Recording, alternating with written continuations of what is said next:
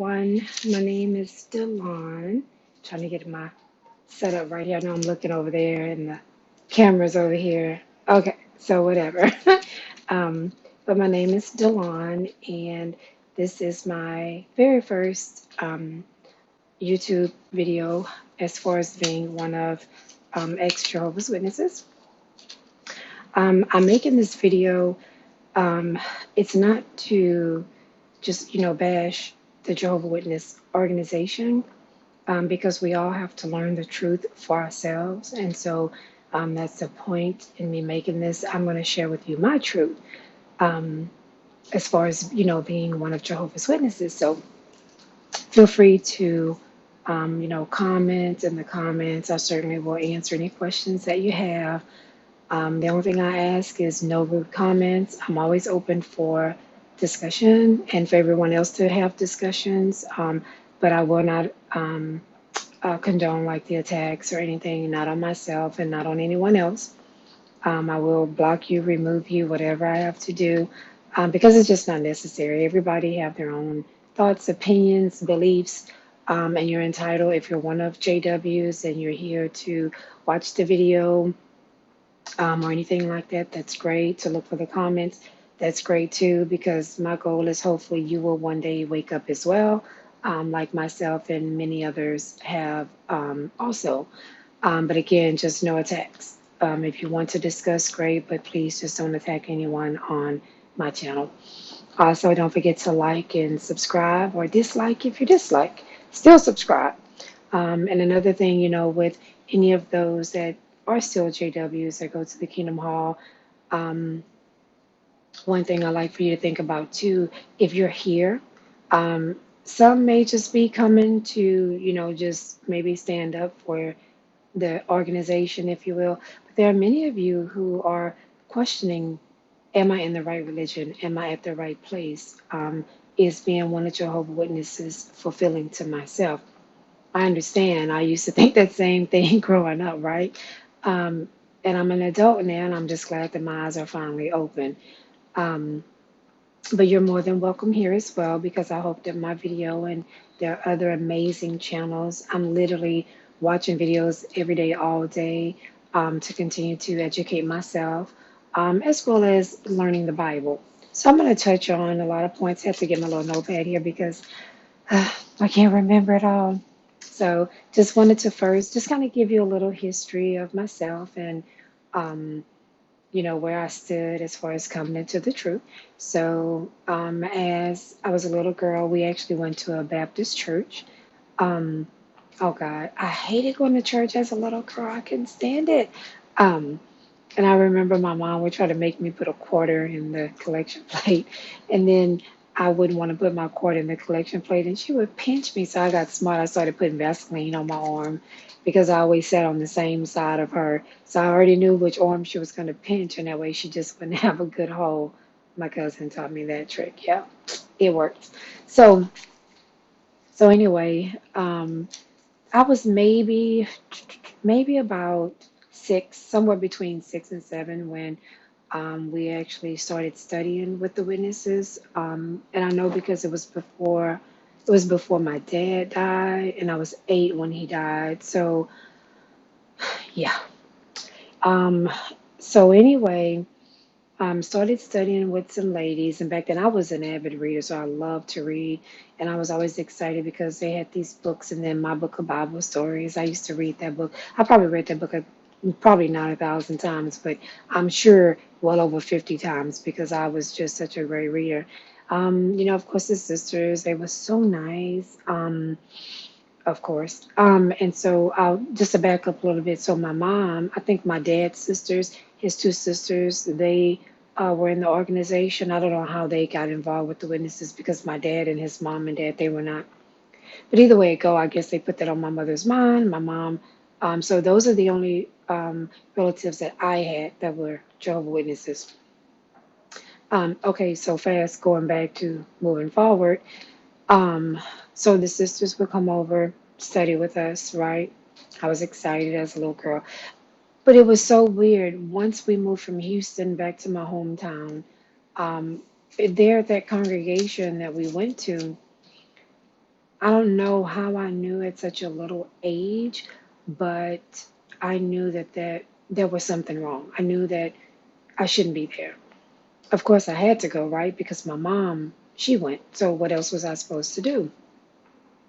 But I remember as I got a little older, it was so crazy because myself and a few more, well, it was a little bit more than a few more of us, but we kind of like became the outcasts. We didn't fit in.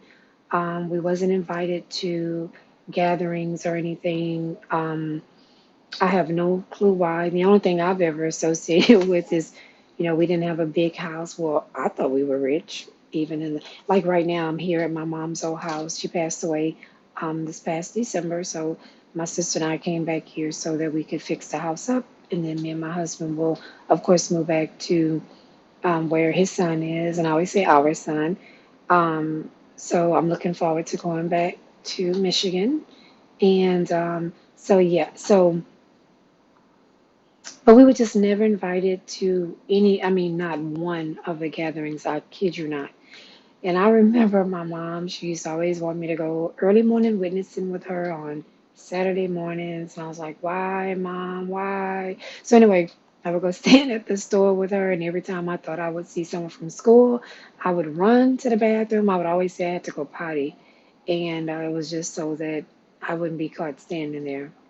Yeah, go figure. Um, So moving forward, I used to love to dance and I used to love running. Funny thing is, I didn't even know I could run until I raced one of the girls at school and I beat her, and she was one of the fastest girls there. So that was kind of interesting. So from there, they encouraged me to run track.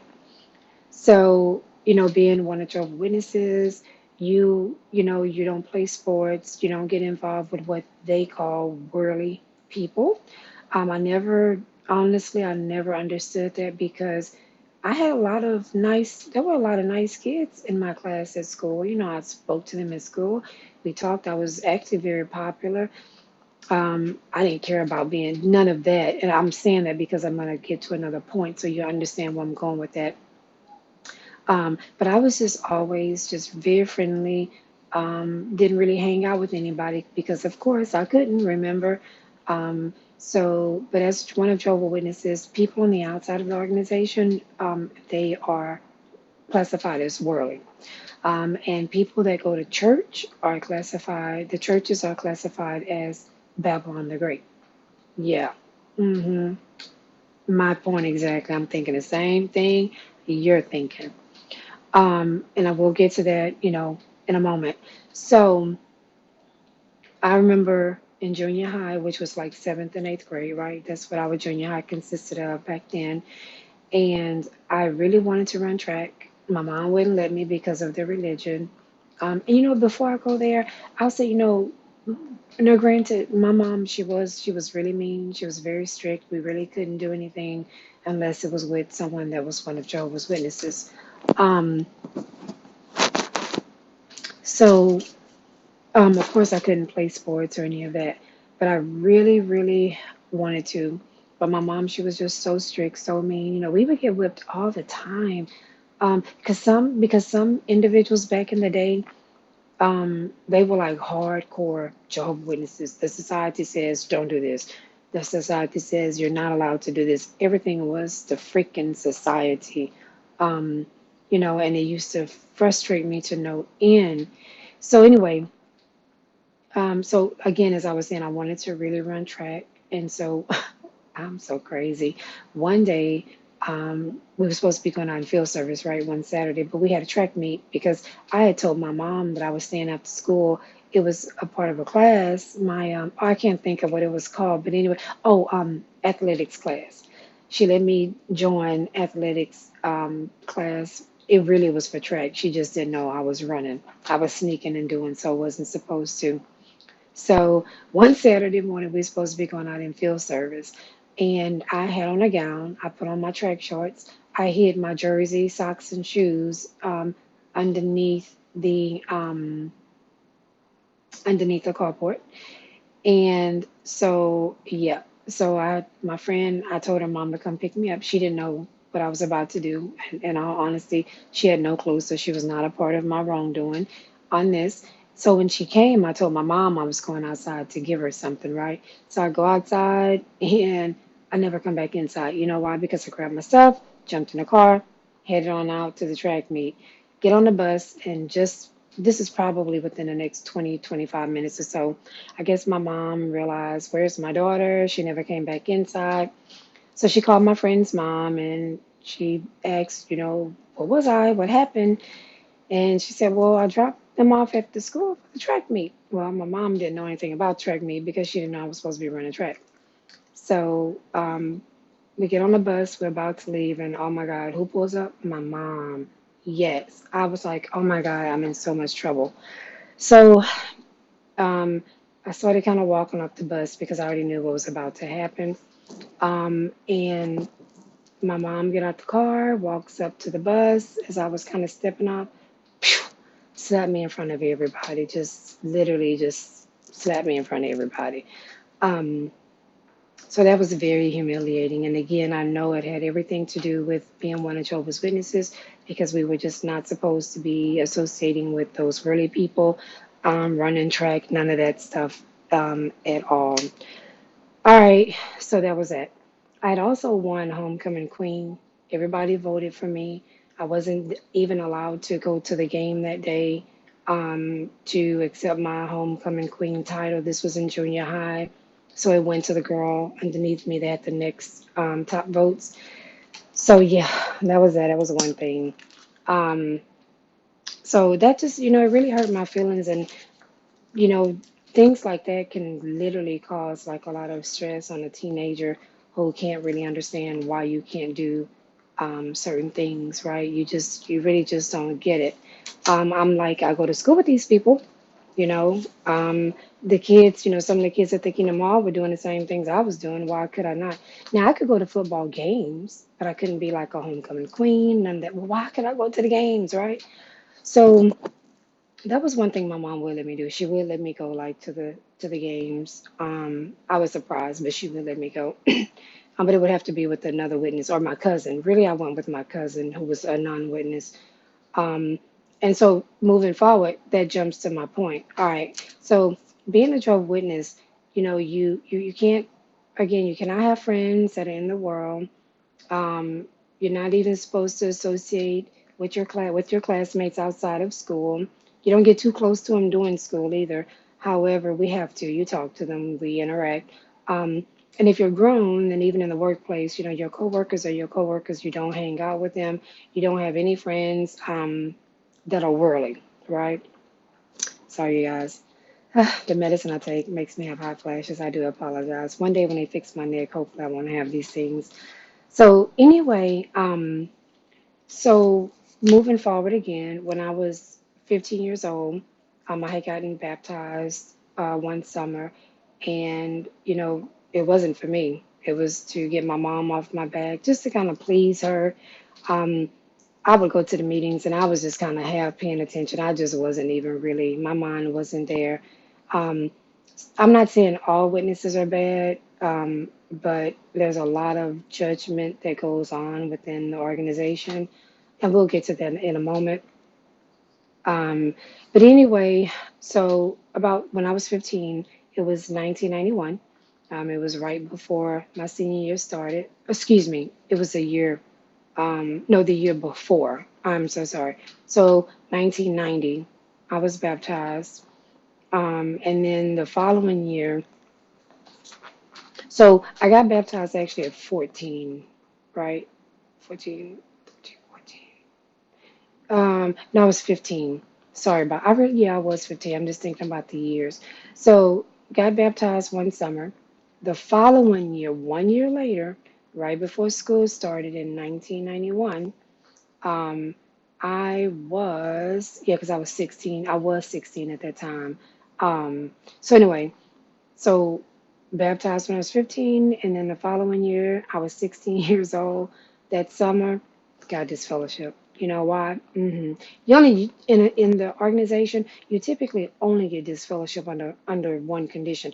Now, granted, there are some other reasons like bad business practices can get you disfellowship, but for the most part, when we got disfellowship,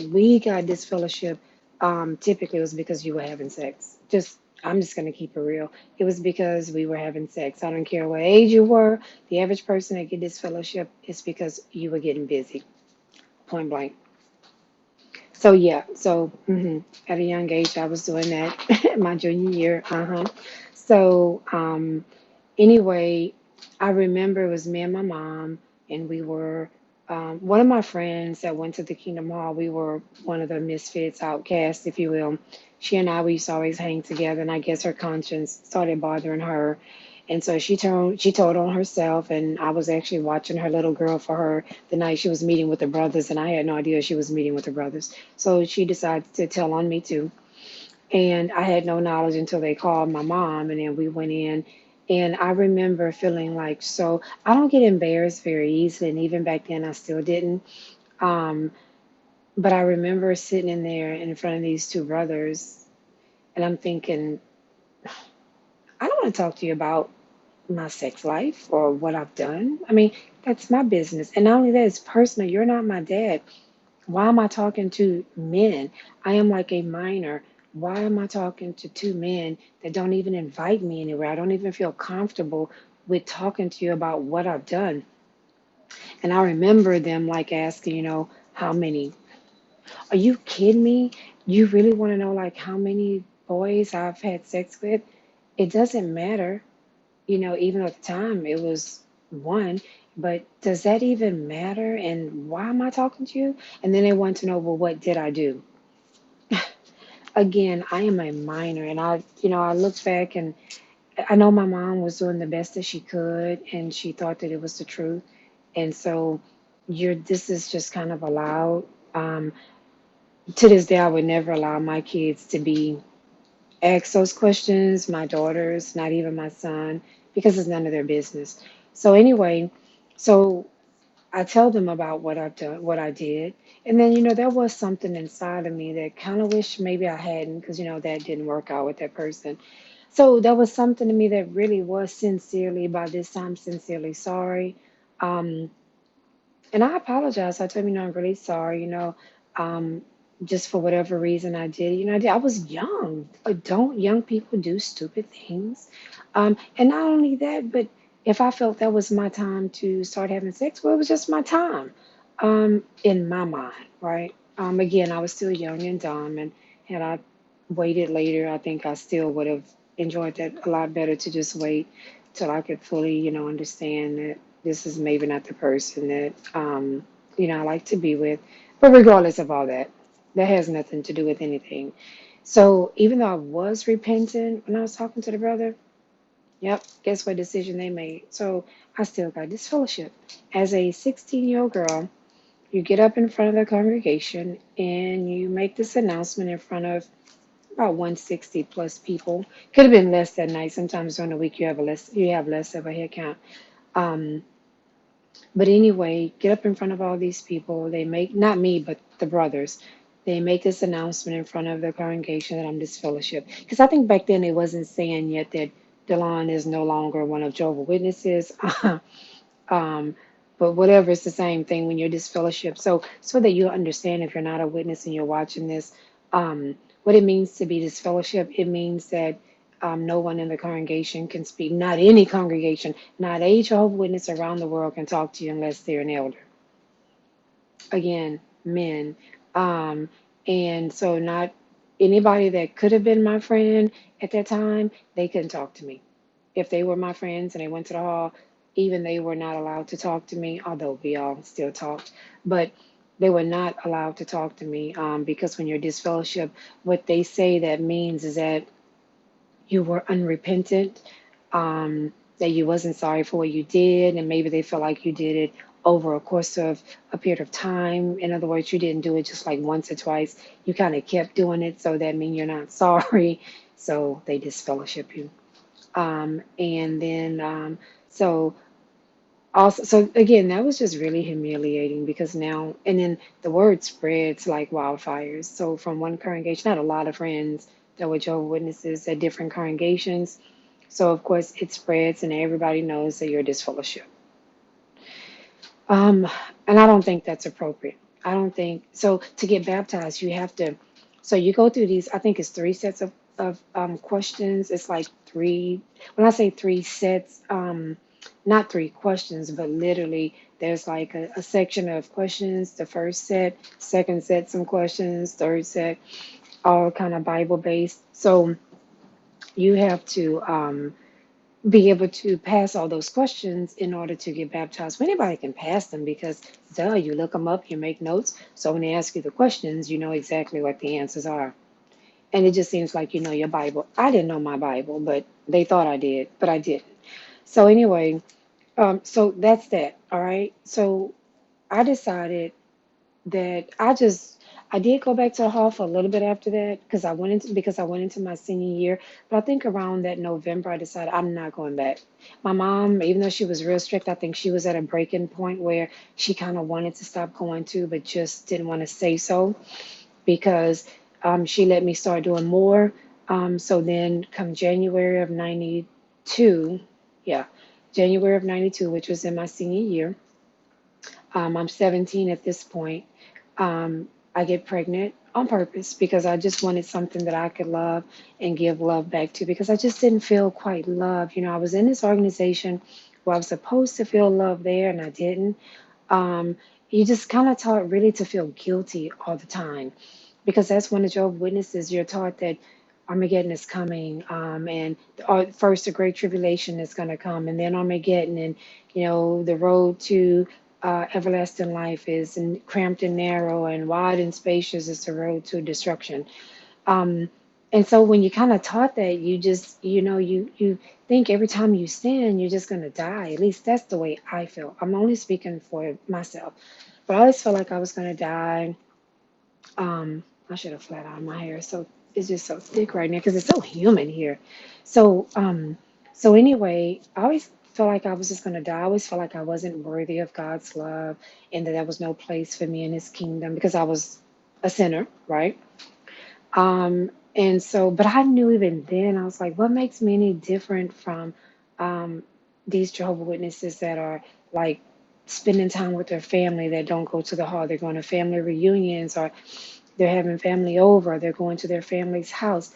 Well, what makes me any different? Just you would think that so they can go from door to door and talk to them and study with them. These are people I'm saying that don't go to the Kingdom Hall. And then they start inviting them over to like functions and they're not baptized either, right? Or they're not one of Jehovah's Witnesses. So what makes them any better than me? But yet I get shunned and there's a comment made, an announcement made in front of a whole congregation that I'm disfellowship. But what makes someone on the outside of the religion any better to talk to than myself? And I'm inside the organization. So it just, none of that just made any sense. And so as I got a little older, I did eventually go back to the Kingdom Hall. Don't know what I was thinking, but I was just trying to find somewhere to go. But before that, I did go to a church. I didn't quite like the church. It was too big for me because, you know, I'm used to the small congregations from being in one of Jehovah's Witnesses. So I just didn't feel comfortable there at the time. And so I didn't go there, but just a few times. And then I did go back. I ended up getting married. I'm going to fast forward quickly. I ended up getting married in 96. And then I got pregnant with my second child. Excuse me. I'm sorry. 96, that was my third. I fast forward. Go back. 92, got pregnant, had my first child. 94, got pregnant again, had my second child. And then in 96 is when I decided to finally marry, got pregnant with my third child. He was not one of Jehovah's Witnesses. Got pregnant with my third child. And then after I had her, she was maybe about three, maybe going on four, when I decided to go back to the Kingdom Hall. And then I got reinstated. When you get reinstated, you turn in a letter. They arrange a meeting with you. You meet with the body of elders again. You meet with the body of men again. There's no women on these panels or bodies, judicial committees, whatever you want to call them. There's no women. It's always men only because the governing body consists of, I think, like 8 men. They run the the organization. They make all the decisions and the rules, but yet they'll say that it's coming from God. No, it's not. It's coming from them, their way of thinking. So anyway, um, so I meet with them, turn in a letter, they reinstated me. Now, how do they know that I'm really ready to come back or that I'm sorry about anything I've done? I could say anything. I just went back so that I could be able to talk to some of my friends, get reacquainted with them. I was excited about that. And now I really was seeking somewhere to have peace with God, but because I was one of Jehovah's Witnesses, you wouldn't dare go to church at all because, again, church was classified as false religion, Babylon the Great, and and basically full of worldly people. And that's what we were taught. I just keep it real. That's exactly what it is, and any Jehovah's Witness can vouch for that. I am not. I don't care if you're an EXJW or not. You know that that's the truth. Um, Even if you still go to the meetings, that is exactly what we're taught. So you only marry a Jehovah Witness, and you only have Jehovah Witnesses as your friends.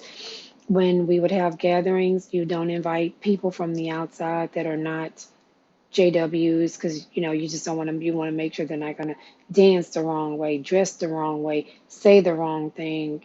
Even at parties, we always had to have elders there to monitor what's going on. So anytime you have a party, you always want to have an elder or two there, depending on your head count. They monitor, make sure there's no inappropriate dancing, no inappropriate behavior. Yep, it's you're never free of them watching over your shoulder, right? So I remember even at my son's graduation party, I had an elder there. I mean, like, anyway, that's just because that's what we were taught. So anyway, so I get reinstated. When me and my husband, when we divorced, anyway, about 4 years later, I decided I wanted to have hanky pank, get busy, have sex, whatever you want to call it. Then I ended up telling on myself I got disfellowshipped again. Yes, I did. So now disfellowshipped twice. Okay, fast forward. I get married again, whatever, and then we divorced. Great, but when it was some years, some not some years, but just some time later, some months or so later, then I ended up meeting my husband that I have today. Thank you, God, for bringing me such a great man.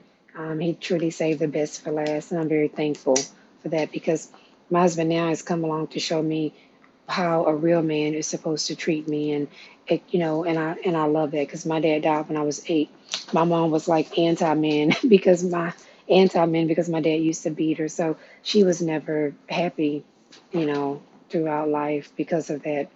Um, so anyway, he and my husband now. So I ended up getting this fellowship for the third time after getting with him, because once we moved in together, that's when we decided we were gonna have sexual engagement, if you will. And I'm saying that because just in case there's some minors watching, you never know who's watching. I try to be respectful at all times. Um, but anyway, so I told my husband of now that, and we've been married 5 years, been together 6, so yay, yes.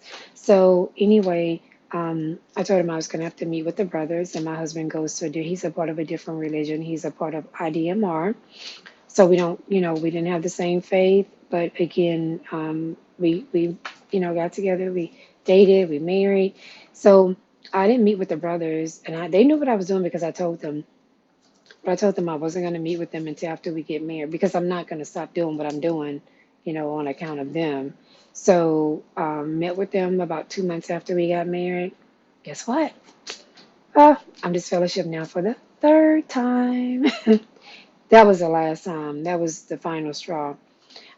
Stupid me. Again, you have to meet with a body of elders. Then it became 3 again, and of course, talking about my sexual encounters again, what I did, how long I've been doing it, basically, and how we did it. It's just humiliating. It's so embarrassing to be sitting in there talking to them about my sexual life. So anyway, they didn't feel that I was repentant, because I've been doing it over a course of time. Well, so what? over the course of a year. So that means that I'm not sorry. And evidently, I guess it means I don't love God. And, they always say when you get this fellowship that you no longer have God's Holy Spirit. Well, shame on them because I've always had God's Holy Spirit and He's never left me and I've never left Him. The only thing I decided to do was leave that religion. So my husband, but before I met with him, my husband told me, he said, I have a problem, with my wife meeting with a group of men talking about her sexual encounters. He said, not only that, but who are they to tell you um, what to do and who you can and cannot talk to? And it was something about him saying that made me think, you know what? It just, a bell went off, and I was like, you are so right. I just never, honestly, I just didn't think about. I knew there was something wrong with them disfellowshipping people and stuff like that because it's just not right. Um, Everybody is accountable to God in their own way. Not I'm not here to be accountable to the brothers. They're not God. They can't judge me or determine if I get everlasting life, or anything else for that matter. So, but when he said that, it just really woke me up. That's what truly woke me up. And like, I was like, what, Dylan, you need to come to your senses and think about this. So I did, and you know what? I made a conscious decision because my husband, he would go to meetings with me, and then he would go to his Bible class either before or after. But finally, I was like, you know what? I'm just not going back. And then over the course of years, the last 4 to 5 years, I was like, I really need to go somewhere. So I did consider going back, but I was like, it was just something in me. I wasn't for sure what it was. I was like, I cannot go back there. Um, every time I'm Jehovah Witness, every time I'm disfellowship, you walk into the Kingdom Hall, and literally it's like you don't exist. Some people give you nasty looks because you're disfellowship. So they act like you're dead, like they can't touch you or whatever. And so you walk in, and again, I'm a grown woman, and I'm walking in a place and space where I can't speak to them and they can't speak to me. Like, where does this happen in this world? Really? So again, they go door to door, they talk to people, they hang out with their relatives that's not witnesses. But in the organization, you mean you can't talk to me because I'm having sex, but so are your relatives that you call worldly? Hello, really? And they are part of Babylon the Great? Yeah. But I'm here, and I whatever. Why would you put someone out technically if you think that they need spiritual help? Why would you just not be there to continue to give them spiritual counseling or guidance, right? But look, there were elders, ministerial servants, young people, older people, still get people around the world still get this fellowship. Because you know why? Let me tell you why. We are all sinners. None of us are any better than the other. So just know that. And if you're struggling right now with whether or not you should turn yourself in to the brothers because you've done something, don't. You you can talk to God. As long as you believe in God, just talk to Him, pray to Him. That's who you're accountable for. That's who you're accounted. That's who you are. I don't want to say accountable for. That's the wrong word. My brain is in overdrive. But that's who you have account to, right? So He is the only one that can judge you, not man. Not man. And when I mean man, I mean no woman, no man, no human on the face of this earth. No one have the right to judge you for anything that you do. So anyway, so yeah, I got this fellowship for the third time, and I was like, you know what? I've had enough. Cut that off. I was like, I'm not going back. I can't. I can't allow them to continue to pass judgment on me as if I'm bad. And a lot of people was doing wrong. They just didn't know it because they didn't tell on themselves. So I couldn't. So at that moment, I was like, what makes them better than anyone that do go to church or just anyone for that matter? We're all human. And so I'm gonna fast forward. So um, when I was pregnant with my first son, his dad and I, we had kind of started dating in high school, except he was no good. He was a cheater. So anyway, but I still love my baby. Well, he's 26 now, going on 27, so he's a big baby now. So anyway, one of the girls that was my friend that went to the Kingdom Hall with me, well, after I had my son, she was sleeping with his dad at some point during the time while while I was pregnant with this child, and even after. Thank goodness I wasn't with him anymore. But what kind of friend would do that? And yep, she also went to the Kingdom Hall. Fast forward, another friend of mine was messing with my first husband, excuse me, and yeah, she went to the Kingdom Hall too. So him and her actually ended up getting this fellowship. So what made any of the JWs any better than anyone else that did not go to the hall? Absolutely nothing. That just goes to show that we're all human. We all have sins. We all sin, excuse me. And who's to say that God is just going to destroy me for having sex before marriage? I know that He knows my heart. If it's wrong, then it's wrong. I'm not one to try to sugarcoat what's right. I mean, what's wrong? Excuse me. I'm sorry. What's wrong? But I do feel that it is between me and Him, and I do feel that He knows my heart. So just like David, David was also weak in the flesh, and God forgave him for the things that he did. So why would he just not forgive me as well, right?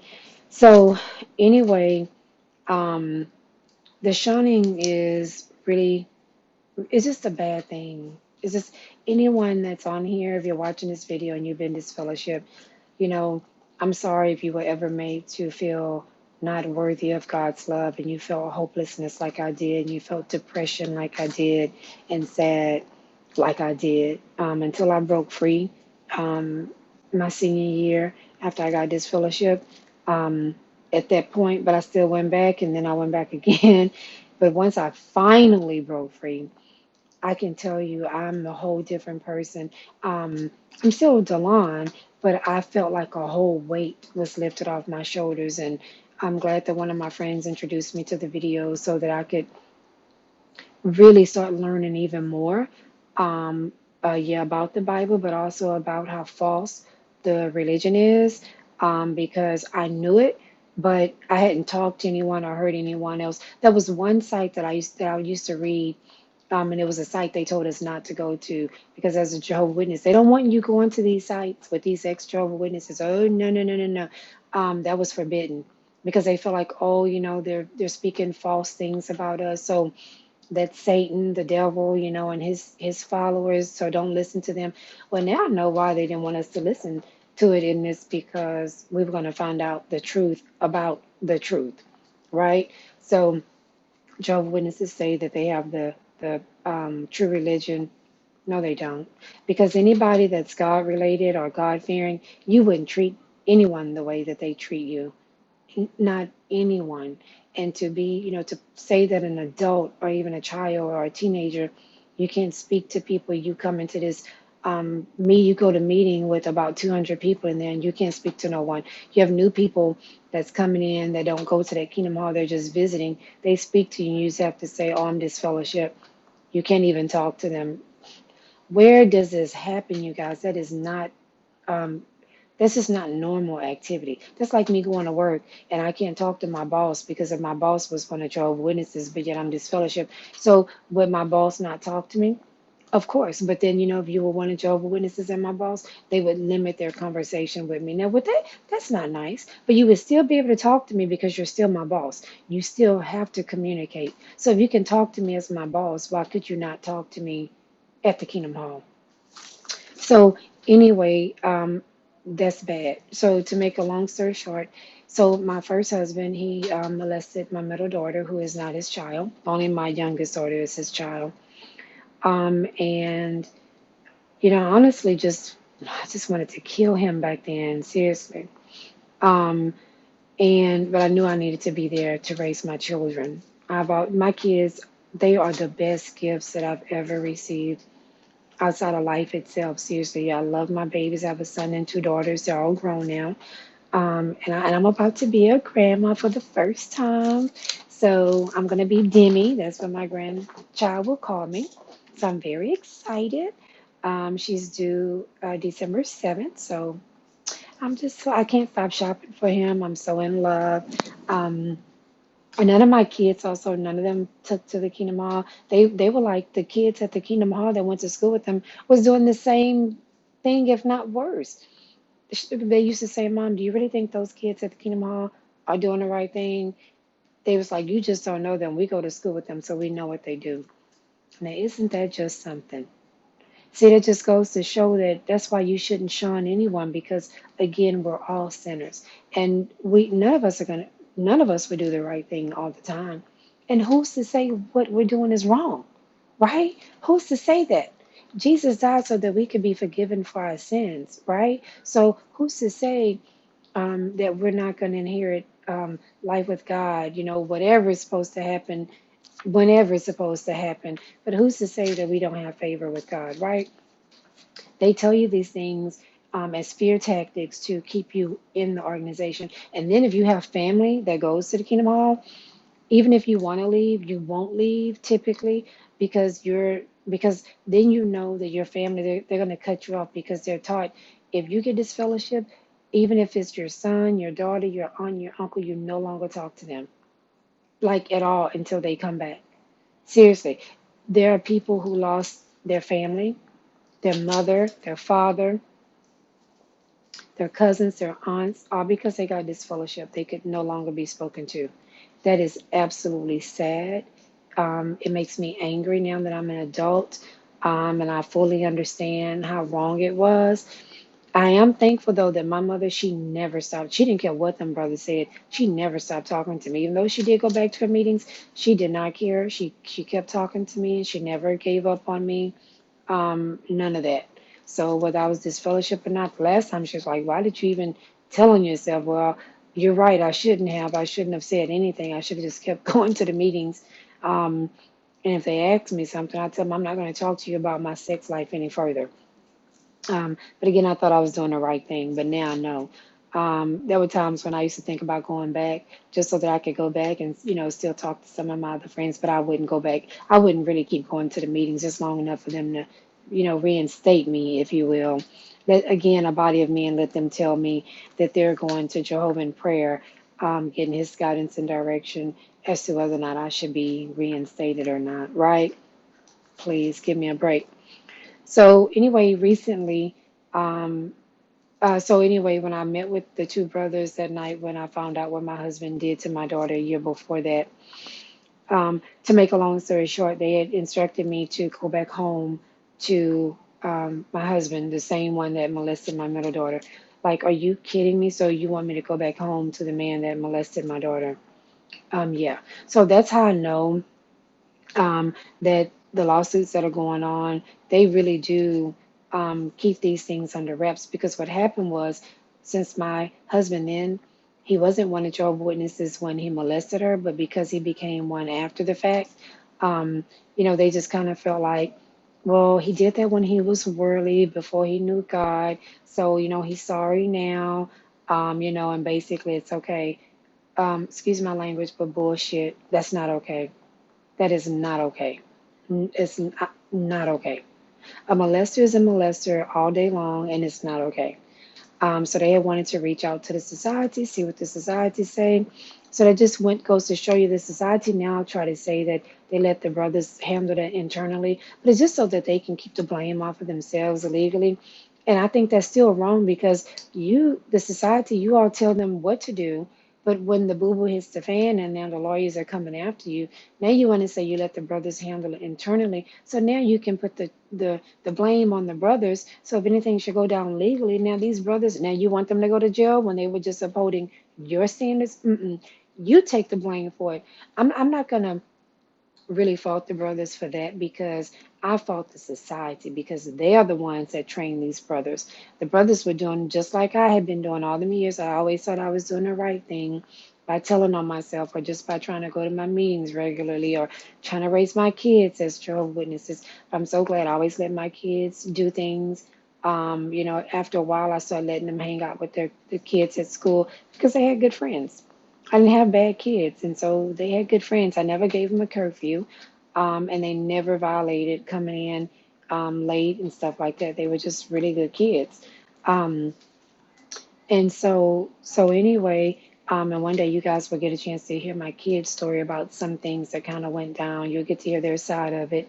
So I'm really excited about that because you're going to hear some things that um, they can share with you as teenagers when I didn't allow them to do certain things, and how my youngest one, she kind of rebelled somewhat, not in a horrible way at all. It was just kind of like how I did, because I couldn't have friends out in the world and stuff like that. So I had to think about that. And I had to step back and say, whoa, wait a minute. My daughter needs some type of freedom, some type of peace here. That religion, I'm telling you, it can drive you insane because you just can't do anything. You never reach your true potential while you're going there, I think, because you're not taught to go to college. I didn't know what I was supposed to do after high school because I wasn't taught anything. Thank goodness my counselor in high school taught me how to apply for college because I had no idea. Although I didn't go then because I was pregnant, I was almost due. So September 30th, I had my son in 92. So I didn't know they had daycare at school. I would have went off. That's just how much I didn't know. So, so anyway, so having said that, so about everything that you hear about them concealing child molesters, it is true. These brothers will fill these S-77 forms out on you, which I just recently found out they did that. I never gave them permission to fill out any form on me. Needless to say, to even hold the form, I have it in the possession at the hall where somebody could have came and broke into the files and screenshotted all that and put that on the internet. I never gave my permission for that. I didn't even know these forms even existed. So that in itself should be illegal, and I'm going to look into seeing if I can take legal action against them for that, because I never knew that they were holding confidential information about me in that Kingdom Hall, um, or even sending it off to the society. I never knew that. So now not only the brothers that I met with know about what I'm doing, but of course they tell the whole body of elders at the Kingdom Hall, and then it goes up to the society. So who knows who all knew about this, because you're holding a file on me that I didn't even know you had. So anyway, I called the society last week and I did a video. It's on my channel, and you can listen to the video. Finally, in the end, I asked, can I speak to a member of the governing body? Of course, I could not. Finally, he ended up hanging up. Um, but I asked him to show me scriptures about why do they disfellowship, and do you think that's right if that was your daughter at the age of 16? Do you think that's right for someone to get up and make an announcement about your 16-year-old daughter, knowing everybody's going to be thinking she had sex, right? And then some of the men probably was drawing visuals of me having sex because the announcement was made, and I'm sure some of their brains went into overdrive, visualizing me doing this, because sometimes that's what they do. Um, Anyway, it's just embarrassing.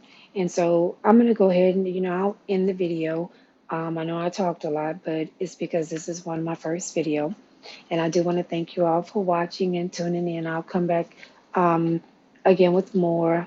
I won't make it as long next time, but this is my first video. So feel free again to comment, please like, and don't forget to subscribe to my channel, because I will be making more videos talking about more, because there's so much to that religion that it's impossible to talk about it in one video. It's just impossible. Um, but again, so now I do go to a church, and of course that's, my option. If you don't want to be involved with any religion, that's fine. I do go to a non-denomination church. They don't have titles like Baptist and Pentecostal, none of that. Again, I have nothing against those that do. All I'm saying is where I go. And I actually have on the shirt now. You can't really see it, but and I love Waco. And I remember he even made a comment saying, if you ever went anywhere and they made you feel not worthy or that you didn't belong, he was like, I want you to know that you do belong here. We don't judge you, and come up. And I did. So I'll be making my public declaration, getting baptized there October the 6th. So I'm really excited about that, because that means a lot to me, because my first baptism meant nothing. It wasn't even for myself. It wasn't even because I loved God. It was just strictly to get my mother, to please her and to get her off my back. So I do look forward to connecting with you all. Drop your name, drop your email, and then also continue to watch my channel. I do watch other channels. I support them. I subscribe. I like. I tune in to their live feeds and everything. It's just important, I think, for us to support one another, because like me, since I'm fresh, not going anymore, this is all fresh. I still have a lot of hurt and pain from how I grew up from being in that religion. Excuse me. And so I'm having to deal with it. And it's not always easy. Sometimes I just want to go into the Kingdom Hall and just stand up and say something or go protest in front of the Kingdom Hall because I'm still so mad at them. Um, but if you are in there, and I know it may not be easy if you have family and friends that you truly love and that you're afraid to lose, but just think about getting yourself out of there. Don't be afraid. Don't be embarrassed because there's a whole nother family out here waiting to love you and to accept you. Um, and there are some great people outside of the Kingdom Hall. All of my good friends now, not one of them go to the Kingdom Hall. Not one of them.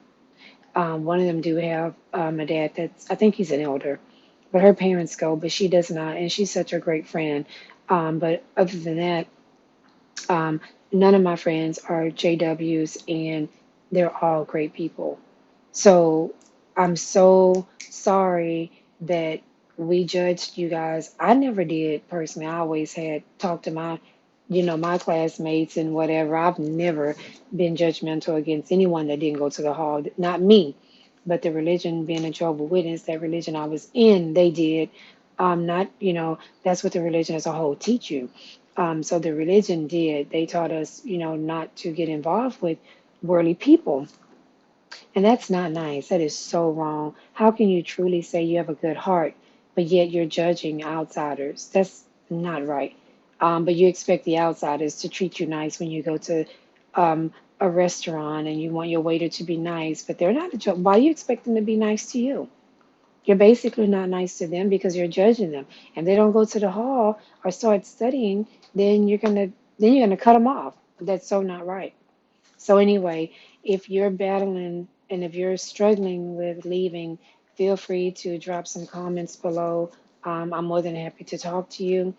Again, you have a community that's here for you that will be there. I'm sure it's someone that lives in your state as well, your city and state, that will be there to help you through this. And I just want to say I appreciate all of those who no longer go to the Kingdom Hall that has been, showing me love, even on other feeds and stuff like that. And I really appreciate it because we felt so dark going there, but now I feel so free and so happy basically with my new life and my new way of thinking. I've always been a great person, a good-hearted person too, always loving and kind, um, but now I'm also free from that religion. So now I'm free to have my own personal relationship with God, learn about the Bible in my own way without a group of men, 8 men plus, telling me how to live my life and how to have my relationship with God. Nope, it's my decision, and I'm going to do that my way in the way that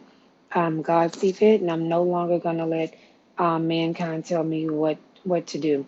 So again, um, I love you guys, and if you don't feel loved, just know I do sincerely love you. I do. I love all people. I may hate what's bad, but I love all people, um, and I'm here for you, if ever, whenever. So just thank you again. You're more than welcome to share my video if you want to on your social media pages. I don't mind at all. The only thing I ask is please just don't come here in the comments with anything negative. If you have questions or you want to say anything, that's great, but just no negativity because I'm not making this video to bash the congregation. There are some really good-hearted people that still go. They just don't know that it's not the truth and that's not where they should be. Some of them were just raised in their religion, and it's hard to get out of a religion that you're raised in and your family go there because you're so scared of losing them. So, all right, one love, you guys. Take care, and I'm out.